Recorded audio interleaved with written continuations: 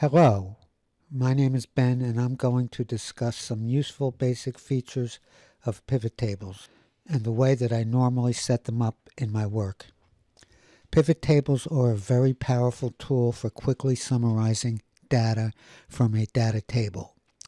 The only requirements for creating pivot tables are that your source data must be a contiguous table of data with the top row containing the column heading. This means that your table cannot contain any completely blank rows, although individual blank cells are okay. Also, the table should not contain any subtotals or totals. If there must be grand totals at the bottom, it's recommended that you have a blank row between the last row of data and the totals row, so that you do not inadvertently select it. Here we have a table listing all of our agency's offices around the U.S. We are looking to consolidate our office space, and we need to first determine what type of space we have and how much lease costs we're paying to the GSA, or the General Services Administration, each year by location. Our imaginary government agency is DSEC, for Department of Secrets, and we have 84 locations around the U.S. Our first objective is to summarize the costs and square feet of all of our space by city. The data fields that we are working with are the location or city, the ALC or the agency location code, square feet of space, type of space, original lease date, and finally, annual lease amount. First, we will create the pivot table. Now we're going to create a pivot table. It's going to be basic at first. I'm going to select a cell in the upper left corner and I'm going to go to Insert Pivot Table. Now I have to, with this pop-up box, I have to select my table range. So I'm going to select the entire table in the Data tab. I'm going to go to the top and I'm going to select the entire table including the headings. So I press Shift Control right arrow key and then I hold my Shift and Control key down while I press the down arrow key. And that selects the entire table. And then all I have to do is click OK. Now I get a box, the Pivot Table Fields box. Now if you don't see that, what you want to do is you go to the right corner and you just click it on. Click the field list, then you should see it. Now what we're going to do is to drop the fields from the box into the pivot table.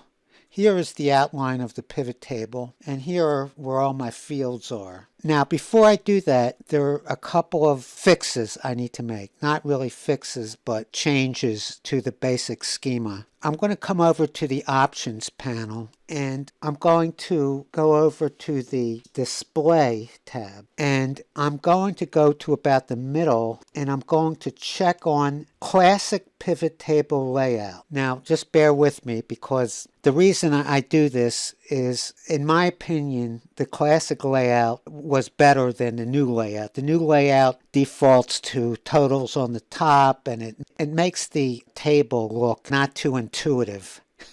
You could change things. If you don't click on Classic Pivot Table, you can later change things, but it's easier if you click it first. Now, so I'm actually going to click on the fields that I want. I'm going to set the pivot table up such that we'll be able to filter by location. So I'm going to drag the location field down to the filter. And you see, while I drop it down here, it also appears in the table itself. And then the fields that I want are the ALC, the agency location code. Now I'm going to put the fields, all the fields except for the value field, under the rows. And I also want the square feet. I don't want subtotals, but I'll fix that in a moment. I want to get all my fields.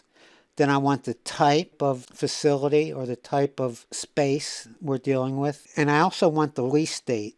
Now, sometimes you can't see, you just have to drag it down to, you just have to find the border. You could rearrange the rows once you have them all in. All right, now I want to have the annual lease amount I'm going to put that in the values because we're going to summarize the lease amount by location. Ignore this percentage. I didn't mean to have that in there originally. Now, before I accept this pivot table or click OK, I need to rearrange things. I mentioned that I did not want the subtotals to appear.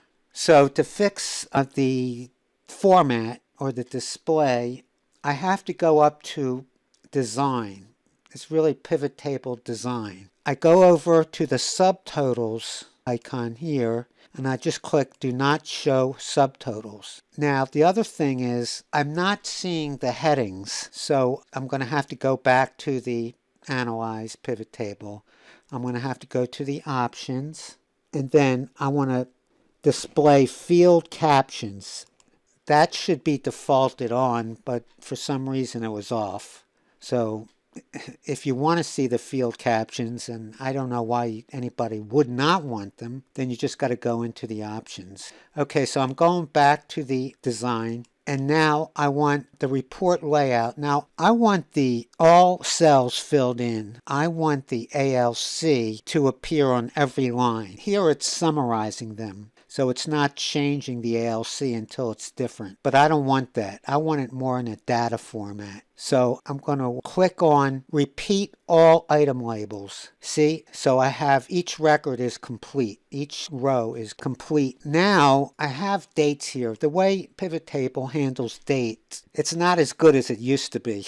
In my opinion, they gave us too many options that I really don't need. I want the lease date to appear. So recall that, let me go back to the data table. Recall that the date, I have the date as a standard date format. This happens to be set up for international date display. That's a long story, but so this is date, month, and year. But so I don't want to see the quarters. It's not useful to me in this instance, so I'm going to drop that out. I don't want the years. I'm going to drop that out. Now, the lease date, I want the lease date, but I don't like how that appears.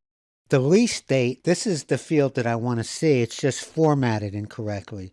So what I do is I just select, I could select any of these individual cells, right click, and I just press ungroup.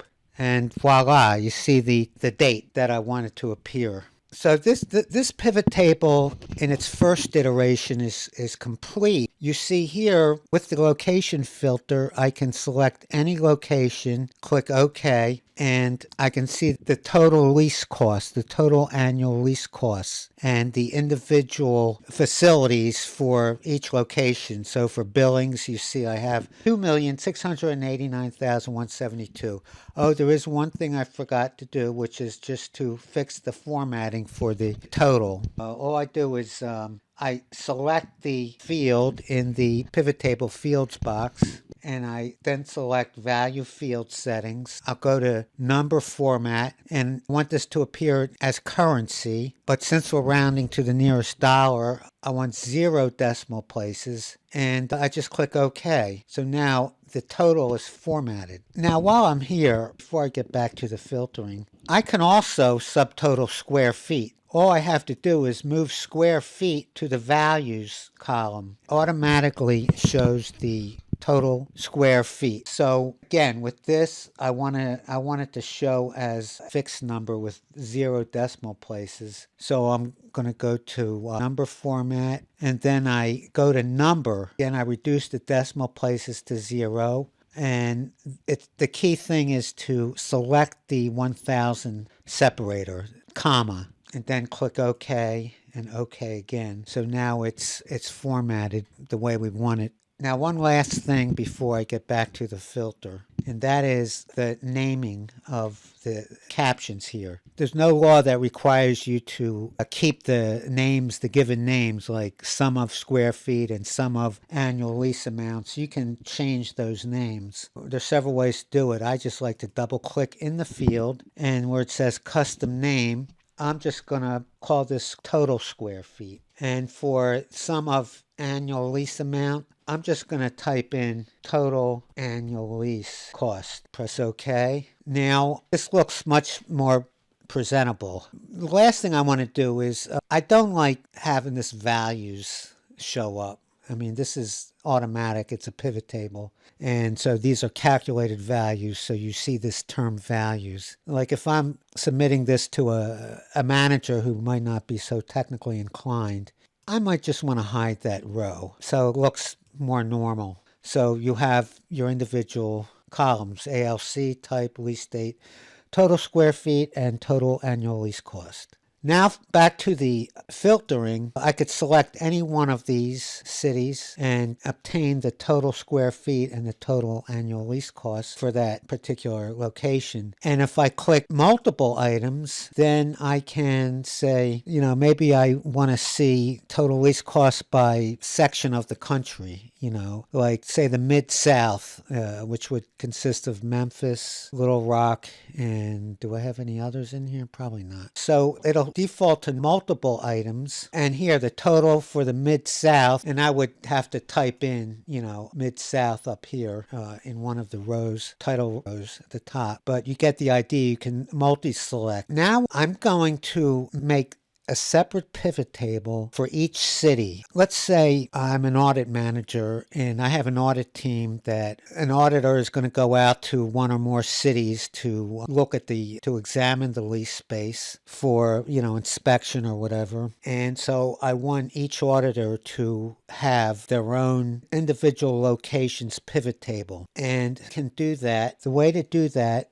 is I'm going to go up to pivot table analysis, options. Now notice I clicked the down arrow key, not the options. We want the arrow key. And you get these three options. And then you want to select the middle item, show report filter pages. And then you get a pop-up box asking if you want to show all report filter pages of the location. See, it knows that you have a filter set up for location, and you click OK. Now watch what happens. You'll see a separate pivot table for each location. See? And it starts with Altoona, Atlanta, Billings. I'll just stop here, but you get the idea. Okay. That wraps it up for today's pivot table lesson. I will have a follow-up lesson in which I'll discuss calculations, design templates, etc., and other features. Thank you. And if you have any questions, just leave a comment below. Thank you.